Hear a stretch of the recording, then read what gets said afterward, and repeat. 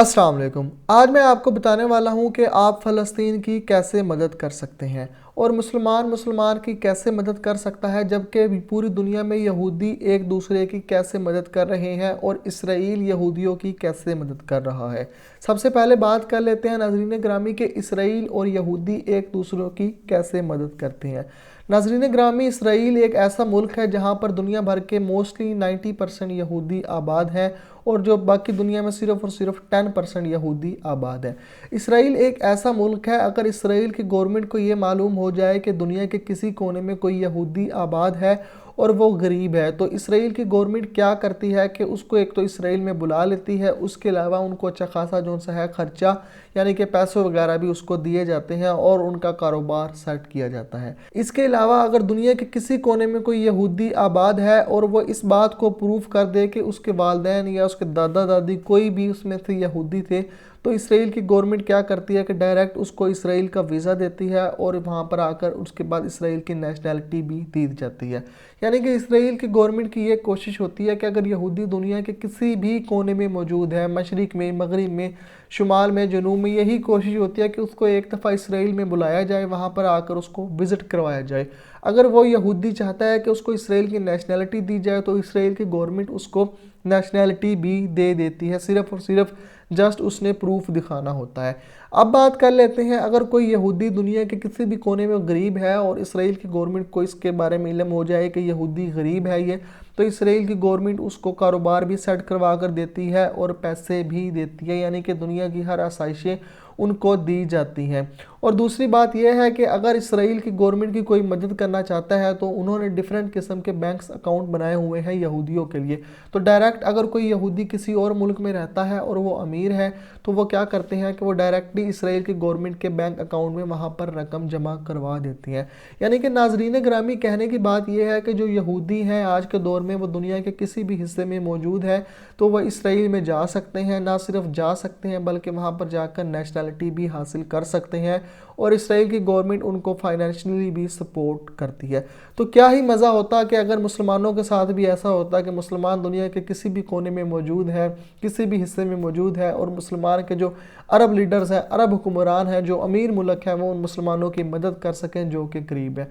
लेकिन नाज़रीन ग्रामी, इसमें सबसे बड़ी गलती हम मुसलमानों की ही है। हम मुसलमान क्या करते हैं कि कोई भी काम हो तो हमने सिर्फ बातें ही करनी होती हैं कि ये काम कर देंगे, वो काम कर देंगे।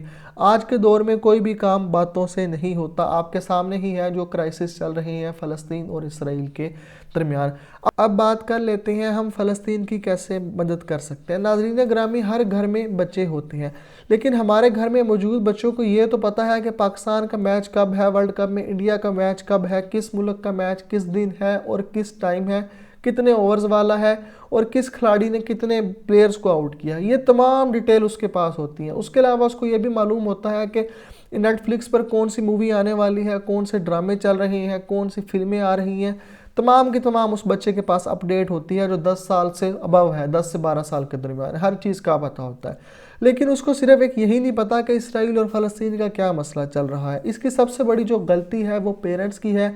पेरेंट्स क्या करते हैं कि बच्चों के हाथ में मोबाइल पकड़ा देते हैं और वो अपनी मनमानी से जो भी चीज़ देखते हैं वो देखते ही रहते हैं। उनको मुसलमानों की तारीख के बारे में नहीं बताया जाता कि इसराइल और फ़लस्तीन का जो क्राइसिस चल रही हैं इसकी शुरुआत कहाँ से हुई थी, किसकी गलती थी, क्या वजह थी, ये चीज़ें नहीं बताई जाती। और ना ही ये किया जाता है कि किसी ना किसी तरह करके अगर आप लोग ये मदद नहीं कर सकते, जस्ट आप लोग किताबें पढ़ लें कि अपने बच्चों को हिस्ट्री का बताएं कि मुसलमान इस तरह की कौम थी, पहले इस तरह यकजा होकर रहा करते थे, ताकि उनके अंदर कोई बाहमी हम आहंगी पैदा हो, यानी कि मुसलमान के करीब हो जाए। आजकल का माशरा न बने कि मुसलमान से दूर जाता जा रहा है। अब बात कर लेते हैं आप लोग उनकी मदद कैसे कर सकते हैं, क्योंकि हम लोग इसराइल भी नहीं जा सकते, फ़लस्तीन भी जाना बहुत मुश्किल हो गया है आजकल के हालात में। तो एक आम मुसलमान होने के नाते जस्ट आप लोग दुआ कर सकते हैं अपने मुसलमान भाइयों के लिए। अगर आप लोग दुआ करेंगे, हो सकता है कि आपकी दुआ कबूल हो जाए और उनको कोई ना कोई उसका बेनिफिट हो। लेकिन दोस्तों, कहने का मकसद ये है कि अगर आप लोग कुछ नहीं कर सकते, आप लोग दुआ कर सकते हैं, अपने बच्चों को इसका हिस्ट्री के बारे में बता सकते हैं कि आप लोगों के जो फ़लस्तीन کا اسرائیل کا مسئلہ چل رہا ہے، یہ کیا مسئلہ چل رہا ہے۔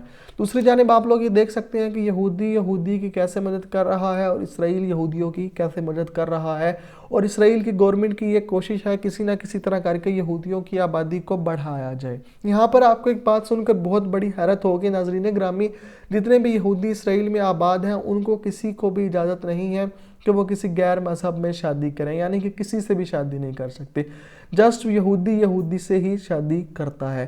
اس کی سب سے بڑی وجہ یہ ہے کہ یہودی ایک بہت زیادہ ذہین قوم ہے، اور ریسرچ کے مطابق جو یہودی قوم کا 5 سال کا بچہ ہے، اس کا جو دماغ ہوتا ہے وہ امریکہ کے نارمل دنیا کے 12 سال کے بچے کے برابر ہوتا ہے۔ یہی وجہ ہے کہ یہودی اور اسرائیل کی گورنمنٹ کی کوشش ہے کہ ان کی نسل میں کسی بھی قسم کی کوئی بھی ملاوٹ نہ ہو، اور وہ آپس میں ہی ان کی نسل جون سی ہے وہ آگے چلتی رہی۔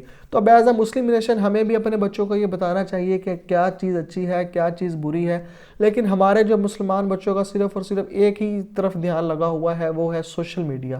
فلمیں دیکھتے ہیں، میچ دیکھتے ہیں، لیکن ان کو مسلمانوں کی تاریخ کے بارے میں نہیں پتہ۔